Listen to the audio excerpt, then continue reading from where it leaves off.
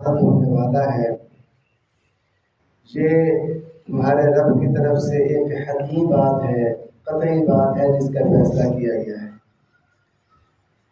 محترم بھائیوں، ہر مومن، مسلمان، کافر، فاسق، فاجر، ہر انسان کو قیامت والے دن جہنم کے اوپر سے گزر کر جانا ہے۔ ہر مسلمان کو، ہر کافر کو، ہر فاسق کو قیامت والے دن اللہ تعالیٰ جہنم کے اوپر، جہنم کے درمیان میں ایک پل رکھ دیں گے جسے آپ پل صراط کے نام سے جانتے ہیں۔ وہاں سے آدم کا ہر بیٹا گزرے گا، کوئی بڑا ولی ہے وقت کا وہ بھی گزرے گا، اور کوئی فاجر ہے، فاسق ہے تو وہ بھی گزرے گا۔ اب اس پل کی خصوصیات جو ہیں وہ یہ ہیں کہ ایک تو وہ بڑا پھسلن والا ہے، وہاں پہ بڑی پھسلن ہوگی۔ دوسرا، اس پل کے ارد گرد ایسے آنکڑے لگے ہوں گے اور کانٹے لگے ہوں گے جو لوگوں کو اچک لیں گے اور اچک کر لوگوں کو جہنم میں پھینک دیں گے۔ اب اس پل سے باحفاظت جو لوگ گزریں گے وہ لوگ ہوں گے جو اللہ پہ ایمان رکھنے والے متقی لوگ ہوں گے، اور ایسے مسلمان کہ جنہوں نے اپنے ایمان کو ظلم کے ساتھ خلط ملط کیا ہوگا اور گناہ کیے ہوں گے، تو وہ کچھ ان میں سے زخمی ہو کے گزر جائیں گے، کچھ اپنے اعمال کی وجہ سے جہنم میں گر جائیں گے۔ میرا آج کا موضوع اس حوالے سے ہے کہ اس پل صراط سے جو سلامتی کے ساتھ گزر جائیں گے اور پھر جنت میں سلامتی کے ساتھ داخل ہو جائیں گے، وہ لوگ کون ہیں اور کیسی صفات کے حامل ہیں۔ محترم بھائیوں، کچھ لوگ پل صراط سے اس طرح گزریں گے جیسے بجلی چمکتی ہے، اتنی تیزی کے ساتھ گزر جائیں گے۔ کچھ لوگ ہوں گے جو پل صراط سے ایسے گزریں گے جیسے تیز سواریاں، گھوڑا دوڑتا ہے، اونٹ دوڑتا ہے، ایسے گزر جائیں گے۔ کچھ آہستہ دوڑ کی چال میں وہاں سے گزر جائیں گے، کچھ پیدل، کچھ گرتے پڑتے گزر جائیں گے، کچھ زخمی ہو کے گزر جائیں گے، لیکن گزر جائیں گے۔ کچھ مسلمان ایسے ہوں گے جو جہنم میں گر جائیں گے۔ بعد میں اللہ تعالیٰ جب مومنوں کو سفارش کا کہیں گے اور نبی کریم صلی اللہ علیہ وسلم سفارش کریں گے تو مومنوں کی اور نبی کریم کی سفارش سے اللہ تعالیٰ ان کو جہنم سے نکال دے گا۔ تو چند لوگ جو اس پل صراط سے باحفاظت نکلیں گے، ان میں سے پہلا وہ شخص ہے جس کے بارے میں فرمایا ثم ننجی الذین اتقوا ونذر الظالمین فیہ، فرمایا کہ پھر ہم اس پل سے ان لوگوں کو نجات دے دیں گے جنہوں نے تقوی اختیار کیا، جو متقی بنے، یہ پل سے باحفاظت گزر جائیں گے اور پھر آگے جنت میں بھی باحفاظت داخل ہو جائیں گے۔ وَأُزْلِفَتِ الْجَنَّةُ لِلْمُتَّقِينَ غَيْرَ بَعِيدٍ، متقین کے قریب جنت کر دی جائے گی، وہ ان سے کچھ بھی دور نہ ہوگی۔ متقین کے اللہ جنت قریب کر دے گا۔ تقوی کیا ہے؟ متقی بندہ کون ہے؟ متقی بندہ کم از کم بندہ وہ متقی ہوتا ہے جو 5 وقت کی نماز پڑھتا ہو، رمضان کے روزے رکھتا ہو، استطاعت کے بعد اللہ کے گھر کا حج کیا ہو اس نے، اور جو اللہ نے جن کاموں سے منع کیا ہے کبائر سے بچنے والا ہو، یہ بندہ ہے متقی۔ جو بندہ نماز نہیں پڑھتا وہ متقی نہیں ہے، جو روزہ نہیں رکھتا وہ متقی نہیں ہے، جو بندہ استطاعت کے باوجود حج نہیں کرتا یہ بندہ متقی نہیں ہے، جس کے پاس زکوٰۃ جتنے پیسے ہیں استطاعت ہے زکوٰۃ کی، زکوٰۃ نہیں دیتا، یہ متقی نہیں ہے۔ یہ بندے پل صراط سے نہیں گزر پائیں گے، کیونکہ اللہ نے واضح کر دیا ہے کہ پل صراط سے گزر کر جنت میں سلامتی کے ساتھ جانے والوں میں متقی بندے شامل ہوں گے، اور متقی کے لیے کم از کم یہ شرائط ہیں: نماز، روزہ، زکوٰۃ، حج اور عقیدہ توحید۔ ان میں سے کسی میں خرابی ہوئی تو اس کے تقوی میں خرابی ہے، پل صراط پر اسے مشکل کا سامنا ہوگا، اور میں بھی اللہ تعالیٰ رحم کرے تو وہ گزر جائے، اور ہو سکتا ہے کہ وہ اپنے گناہوں کی وجہ سے کوئی آنکڑا اسے، کوئی کانٹا اسے لگے اور وہ جہنم میں جا پھنسے اور جہنم میں جا گرے اور بعد میں سفارش کی وجہ سے نکل آئے۔ ہاں یہ ضرور ہے کہ جو بندہ اسلام لے آیا اور اس کے دل میں ایمان کا ذرہ ہوا وہ جہنم سے باہر نکل ضرور آئے گا کبھی نہ کبھی، لیکن ہماری جو ترجیح ہونی چاہیے وہ تو یہ ہونی چاہیے نا کہ جہنم سے ہم جہنم میں جائیں ہی نہ، اوپر سے گزر جائے اور سلامتی کے ساتھ جنت میں جائیں۔ فرائض سے ہٹ کر رسول کریم نے 4 عمل بتائے ہیں، جو بندہ وہ 4 عمل کرے اللہ تعالیٰ اسے جنت میں سلامتی کے ساتھ داخل فرمائے گا۔ حضرت عبداللہ بن سلام رضی اللہ تعالیٰ عنہ بیان کرتے ہیں کہ نبی کریم صلی اللہ علیہ وسلم جب مدینہ میں ہجرت کر کے آئے نا تو مدینہ میں ایک شور بپا ہو گیا کہ رسول کریم آ گئے ہیں. تو یہ عبداللہ بن سلام یہودیوں کے عالم تھے. کہتے میں بھی دیکھنے کے لیے گیا نبی کریم صلی اللہ علیہ وسلم کو. تو جب میں نے آپ کا چہرہ دیکھا میں پہچان گیا یہ کسی جھوٹے کا چہرہ نہیں ہو سکتا. تو رسول کریم نے مدینہ میں جو سب سے پہلی بات کی نا, جو سب سے پہلی نصیحت کی وہ یہ تھی, یا ایھا الناس, اے لوگو, افشوا السلام, سلام کو عام کرو. پہلا تقوی اختیار کرنا ہے. تقوی کے بعد جو یہ کام کرے گا وہ جنت میں سلامتی کے ساتھ جائے گا. پہلا کام افشوا السلام, سلام کو عام کرو, ایک دوسرے کو سلام کیا کرو. یہ سلام کا عمل تمہیں جنت میں سلامتی کے ساتھ داخل کر دے گا. یہ سلام شاید آپ اسے چند لفظ سمجھتے ہو, یہ چند لفظ نہیں ہے, یہ گارنٹی ہے جنت کی. نبی کریم صلی اللہ علیہ وسلم نے فرمایا لا تدخلوا الجنت حتی تؤمنوا, تم جنت میں نہیں داخل ہو سکتے یہاں تک کہ تم ایمان لے آؤ. ولا تؤمنوا حتی تحابوا, اور تم ایمان والے نہیں ہو سکتے جب تک تم آپس میں ایک دوسرے سے محبت نہیں کرنے لگ جاتے.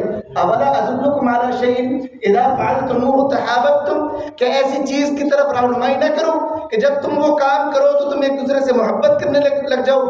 کیوں نہیں اللہ کے رسول فرمایا افشوا السلام بینکم, آپس میں سلام کرو. گویا سلام عام ہوگا, آپس میں محبت پیدا ہوگی, محبت پیدا ہوگی تو ایمان مکمل ہوگا, ایمان مکمل ہوگا تو جنت میں جائیں گے. یہ سلام جنت کی کنجی ہے, سلام. اور جنت کے اندر جو کلام ہوگا نا جنتیوں کا وہ بھی یہی ہوگا, السلام علیکم. یہ بھی جنتیوں کا کلام ہے. اور مسلمان کا یہ دوسرے مسلمان کے ذمہ حق ہے. نبی کریم نے فرمایا حق المسلم علی المسلم ست, مسلمان کے مسلمان کے ذمہ 6 حق ہیں. سب سے پہلا حق اذا لقیتہ فسلم علیہ, جب تو اپنے مسلمان بھائی کو ملے اسے سلام کہے.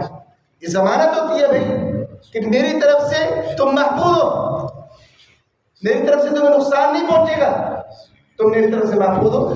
یہ سلام کا عمل صحابہ کرام کے اندر اس قدر زیادہ تھا کہ 2 صحابی جا رہے ہوتے, رستے میں کوئی درخت آ جاتا, کوئی پتھر آ جاتا, کوئی دیوار آ جاتی, حالانکہ اکٹھے جا رہے ہیں, ایک اس طرف سے ایک اس طرف سے گزرتا تو آگے جا کے ملتے تو دوبارہ کہتے ہیں السلام علیکم ورحمۃ اللہ.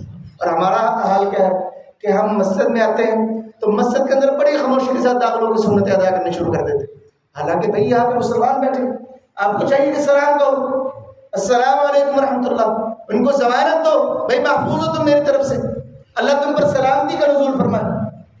تو یہ پہلا عمل ہے جو جنت میں بندے کو سلامتی کے ساتھ لے رہے. دوسرا عمل کہا اطعموا الطعام, لوگوں کو کھانا کھلایا کرو.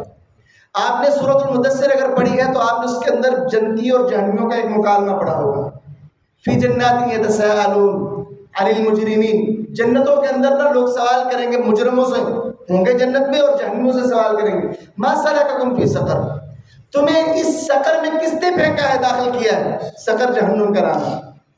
وہ کہیں گے 4 چیزیں بیان کریں گے کہ یہ کام ہم, ان کاموں کی وجہ سے ہم جہنم میں گئے. قالوا لم نک من المصلین, ہم نمازی نہیں تھے, نمازیں نہیں پڑھتے تھے. ولم نک نطعم المسکین, ہم مسکینوں کو کھانا نہیں کھلاتے تھے. آج تو شاید ہم کھانا کھلانے کو ایک نفلی کام سمجھتے ہیں نا, خیر ہے کوئی مسئلہ نہیں. جہنمی اس کو ایک سبب بتائیں گے جہنم میں جانے کا. ہمارے جہنم میں جانے کا یہ ایک سبب تھا, ہم مساکین کو کھانا نہیں کھلایا کرتے تھے. اور وہ حدیث کہ جس میں نبی کریم نے فرمایا لیس المؤمن الذي يشبع وجاره جائع في جنبه, فرمایا وہ بندہ مومن ہی نہیں ہے جس کا اپنا پیٹ تو بھرا ہوا ہے, اس کے پہلو میں اس کا ہمسایہ بھوکا ہے, وہ مومن ہی نہیں ہے. جہنمی کہیں گے بھائی ہم مسکینوں کو کھانا نہیں کھلاتے تھے, اس وجہ سے ہم جہنم میں ہیں. اور قیامت والے دن نا اللہ آدم کے بیٹے سے شکوہ کرے گا. صحیح مسلم میں اللہ کہے گا اے آدم کے بیٹے میں نے تجھ سے کھانا مانگا تھا, تو نے مجھے کھانا بھی نہ کھلایا. تو آدم کا بیٹا کہے گا اللہ تو رب العالمین ہے, تجھے کھانے کی کیا ضرورت. اللہ کہے گا میرے فلاں بندے نے تجھ سے کھانا مانگا تھا, اگر تو اسے کھانا کھلاتا تو مجھے وہاں پاتا. وہاں پانے سے مراد کیا ہے, میری رحمت تیری شامل حال ہوتی, میری مدد تیرے کے ساتھ ہوتی, لیکن تو نے تو کھانا کھلانے سے انکار کر دیا. تو یہ کھانا کھلانا اسلام کے اندر بڑا عظیم عمل ہے. اس لیے محترم بھائیو, جو بندہ مساکین کو کھانا کھلاتا ہے, لوگوں کو کھانا کھلانے میں پیش رہتا ہے, رسول کریم کی گارنٹی ہے قیامت والے دن وہ جنت میں سلامتی کے ساتھ داخل ہوگا. تیسری چیز فرمایا وصل الارحام, رشتہ داری کو ملاؤ. رشتہ داریاں ہیں نا. نبی کریم نے فرمایا جب اللہ تعالیٰ نے مخلوق کو پیدا کیا, رشتہ داری نے اللہ کے دامن کو پکڑا, کہا اللہ میرے بارے میں کوئی فیصلہ فرما. فرمایا کیا تو اس بات پہ خوش ہے, من وصلہ کی وصلہ اللہ, جو تجھے ملائے گا اللہ اسے ملائے گا, جو تجھے توڑے گا اللہ اسے توڑ کے رکھ دے گا. کہا میں خوش ہوں اس میں. یہ رشتہ داری جسے بڑا معمولی ہم سمجھ لیتے ہیں, بھائی نے رشتہ نہیں دیا تو پھر ساری زندگی کے لیے بول چاہتا تھا. رشتہ دینا فرض تھا, اس نے اپنی بیٹی کے لیے مناسب نہیں سمجھا.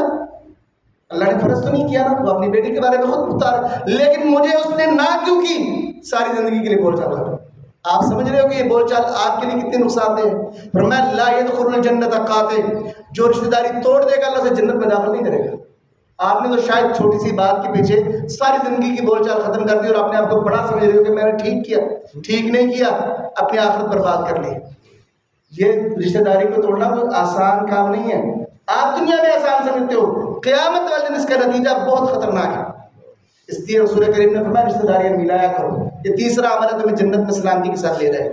چوتھا عمل وصلوا باللیل والناس نیام, رات کا وقت ہو, لوگ آرام کر رہے ہو, تم بیدار ہو کے رب کے سامنے سجدہ ریز ہو جایا کرو. یہ عمل تمہیں جنت میں سلامتی کے ساتھ لے جائے گا. فرمایا نبی کریم نے علیکم بقیام اللیل, رات کے قیام کو لازم کر لو. فإنہ دأب الصالحین قبلکم, تم سے پہلے نیک لوگوں کی یہ عادت رہی ہے کہ وہ راتوں کو قیام کیا کرتے تھے. وہو قربۃ الی ربکم, رات کا قیام تمہیں رب کے قریب کر دے گا. اور اس کا فائدہ کیا ہے, ومکفرۃ للسیئات, تمہارے گناہوں کو مٹا دے گا. ومنہاۃ للآثام, گناہوں کو مٹائے گا نہیں, مزید گناہوں سے تمہیں روک دے گا. جو بندہ رات کو رب کے سامنے کھڑا ہو, دن کو سے گناہ کرتے شرم نہیں آئے گی, رات کا قیام سے دن کو گناہ سے روکے. فرمایا نبی کریم نے سلام عام کرو, کہلو کو سلام عام کرو, کھانا کھلاؤ, رشتہ داری ملاؤ, راتوں کو قیام کیا کرو. تدخلوا الجنت بسلام, میں اللہ کا آخری نبی تمہیں یہ گارنٹی دیتا ہوں تم جنت میں سلامتی کے ساتھ داخل ہو. بجائے اس کے کہ پل صراط پر ہمیں مشکل کا سامنا ہو, ہم گرتے پڑتے, پریشانی ہمیں لاحق ہو. کیا ہمیں ان لوگوں میں شامل نہیں ہو جانا چاہیے جو بڑے اطمینان کے ساتھ پل صراط سے بڑی تیزی کے ساتھ گزر جائے اور بغیر کوئی ٹینشن کے, پریشانی کے, فکر کے جنت میں جا داخل ہو. اس لیے ایک مسلمان کی یہ کوشش ہونی چاہیے کہ وہ لوگوں میں شامل ہو. اللہ تعالیٰ سے دعا ہوں کہ اللہ تعالیٰ مجھے اور آپ کو ان لوگوں میں شامل فرما دے جو جنت میں بغیر کسی مشکل کے اور پریشانی کے داخل ہو جائیں. ہمارے